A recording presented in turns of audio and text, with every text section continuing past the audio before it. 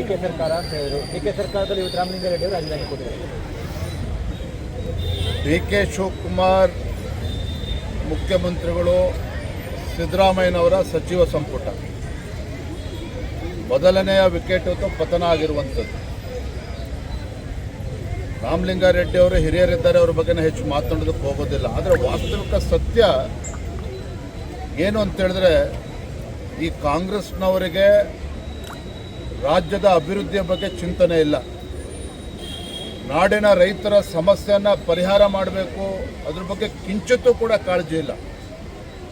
ಕಳೆದ 3 ವರ್ಷ ಹಗ್ಗ ಜಗ್ಗಾಟದಲ್ಲೇ 3 ವರ್ಷ ಕಳೆದಿದ್ದಾರೆ.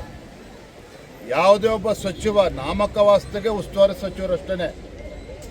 ರಾಜ್ಯದ ಸಚಿವರು ಏನಿದ್ದಾರೆ ತಮ್ಮ ಜಿಲ್ಲೆಗಳಿಗೆ ಸೀಮಿತ ಆಗಿದ್ದರೆ ಹೊರತು ರಾಜ್ಯದ ಯಾವುದೇ ಜಿಲ್ಲೆಗೆ ಪ್ರವಾಸವನ್ನು ಮಾಡಲಿಲ್ಲ.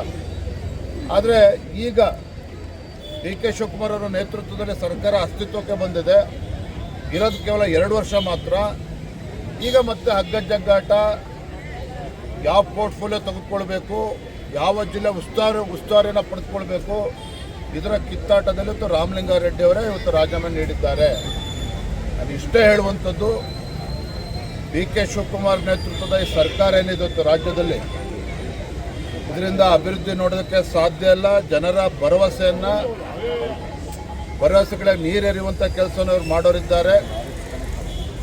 ರಾಜ್ಯದ ಜನರ ಅಪೇಕ್ಷೆ ಇದೆ, ಇಂಥ ಬಡವರ ವಿರೋಧಿ, ಜನ ವಿರೋಧಿ ಕಾಂಗ್ರೆಸ್ ಸರ್ಕಾರವನ್ನು ಕಿತ್ತೊಗಿಬೇಕು. ಮುಂದೆ ಭಾರತೀಯ ಜನತಾ ಪಾರ್ಟಿ ಸರ್ಕಾರ ಬರಬೇಕು. ಇದು ನಮ್ಮ ಅಪೇಕ್ಷೆಗಿಂತ ಹೆಚ್ಚಾಗಿ ರಾಜ್ಯದ ಜನರ ಅಪೇಕ್ಷೆನೂ ಕೂಡ ಇದಿದೆ. ಹಾಗಾಗಿ ಒಬ್ರಿಗೊಬ್ಬರು ಕಾಲು ಎಳೆಯೋದ್ರಲ್ಲೇ 2 ವರ್ಷ ಕಳೀತಾರೆ. ಆದರೆ ಅದಕ್ಕಿಂತ ಮುಂಚಿತವಾಗಿಯೇ ಮಧ್ಯಂತರ ಚುನಾವಣೆ ಬಂದರೂ ಕೂಡ ಆಶ್ಚರ್ಯ ಇಲ್ಲ. ಇದು ವಾಸ್ತವಿಕ ಸತ್ಯ. ತಯಾರಾಗಿದೆ ಬಿಜೆಪಿ ಮಧ್ಯಂತರ ಚುನಾವಣೆ. ಬಿಜೆಪಿ ಎಷ್ಟು ತಯಾರಾಗಿದೆ ಅನ್ನೋದಕ್ಕಿಂತ ಹೆಚ್ಚಾಗಿ ರಾಜ್ಯದ ಮತದಾರರು ಬದಲಾವಣೆಯನ್ನು ಬಯಸ್ತಾ ಇದ್ದಾರೆ. ಭಾರತೀಯ ಜನತಾ ಪಾರ್ಟಿ ಕಳೆದ ವಿಧಾನಸಭಾ ಚುನಾವಣೆಯಲ್ಲಿ ನಮಗೆ ಹಿನ್ನಡೆ ಆಗಿರ್ಬೋದು, ಅದಕ್ಕೆ ಕಾರಣಗಳು ನೂರಾರು ಇದ್ದಾವೆ. ಆದರೆ ಇವತ್ತು ರಾಜ್ಯಾದ್ಯಂತ ನಮ್ಮ ಪಕ್ಷದ ಕಾರ್ಯಕರ್ತರು ಸಹ ಯಾವುದೇ ಸಂದರ್ಭದಲ್ಲಿ ಚುನಾವಣೆ ಬಂದರೂ ಕೂಡ ಸಜ್ಜಾಗಿದ್ದೇವೆ ಅನ್ನುವ ವಿಚಾರದಲ್ಲಿ ಯಾವುದೇ ಗೊಂದಲ ಇಲ್ಲ. ಕಾರ್ಯಕರ್ತರು ಕೂಡ ತಯಾರಿದ್ದಾರೆ, ಮತದಾರರು ಕೂಡ ನಮ್ಗೆ ಆಶೀರ್ವಾದ ಮಾಡ್ತಕ್ಕಂಥ ವಾತಾವರಣ ರಾಜ್ಯದಲ್ಲಿ.